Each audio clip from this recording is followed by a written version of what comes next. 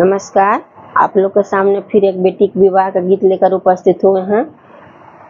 एक गीत सुनकर कमेंट कीजिएगा और सब्सक्राइब करके बताइएगा। कमेंट और सब्सक्राइब कीजिएगा तथा बताइएगा जरूर ये गीत आप लोग को कैसा लगा। हाथे सिन्हरवा लेल हाथ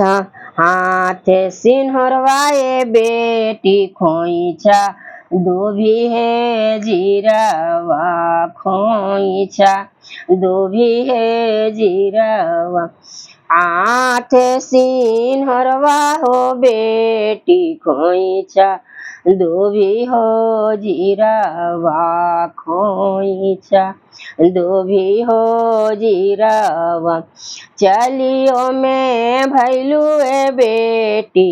पापा जी के दुआरवा अरे पापा जी के दुआरवा सुतल बड़ा ए पापा उठल हो चेहई अरे उठल रे चेहई कमनी करनवा ए बेटी आइलू रे दुआरवा अरे आइलू हो दुआरवा नहीं हम मांगिए पापा आना धन हो सोनामा अरे आना धन हो सोनामा एक तो मांगी हो पापा रऊ रे हो दुलारावा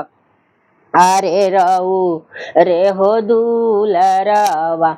एक तो मांगी हो पापा मम्मी जी के दुलारावा अरे मम्मी जी के दुलारावा पाना फूला ऐसने बेटी रही हो गुलजरवा अरे रही हो गुलजरा दूध नहैया हो बेटी पाना फूला हो बरस अरे पाना फूला हो बरस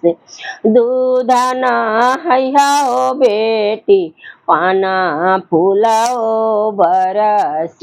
अरे पाना फूला हो बरस।